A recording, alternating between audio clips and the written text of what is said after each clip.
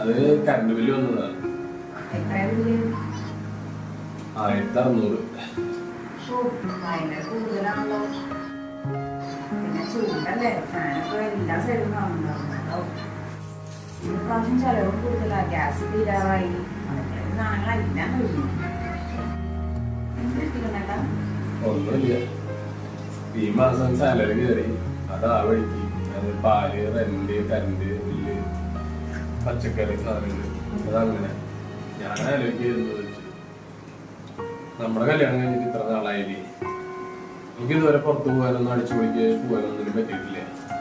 ഇപ്പൊ തന്നെ എന്റെ കൂടെ വർക്ക് ചെയ്യണവൻ അവൻ അടുത്ത ആഴ്ചയില് ടൂറ് പോവാം. അവനും ഭാര്യയും പിള്ളേരെല്ലാരും കൂടിയിട്ട് നമ്മള് 2 കൊല്ലമായിട്ട് ഒരു സ്ഥലത്തേക്കും പോകൂലൊന്നുമില്ല.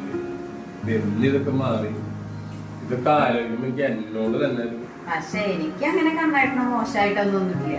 കാരണം കണ്ണേട്ടൻ എന്തോരെ കഷ്ടപ്പെടുന്ന ആർക്ക് വേണ്ടിട്ടാ? എനിക്ക് വേണ്ടിട്ടല്ലേ. ഇപ്പൊ സാലറി കുറവാന്ന് വിചാരിച്ച് നമ്മള് ടെൻഷൻ ഒന്നും ആവണ്ട. കാര്യങ്ങളൊക്കെ അഡ്ജസ്റ്റ് ചെയ്ത് പോകണ്ടല്ലോ. ഈ സാലറി കൂടുന്ന സമയത്ത് നമുക്ക് എവിടേക്ക് വേണമെങ്കിലും പോവാം. നമുക്ക് എത്ര വഴിക്ക് വേണമെങ്കിലും ഷോപ്പിംഗ് ചെയ്യാം. അപ്പൊ ഞാൻ കണ്ണേട്ടനോട് ചോദിക്കാണ്ട് വരെ ഞാൻ ഷോപ്പിംഗ്. പിന്നെ അത് മാത്രല്ല കണ്ണേട്ടാ, മക്കളോരെ പോലെയല്ലോ. കണ്ണേട്ട എന്നെ എന്തോരം റെസ്പെക്ട് ചെയ്യുന്നുണ്ട്. അതെനിക്ക് പോരെ. വേറെ എന്താ എനിക്ക് വേണ്ടേ?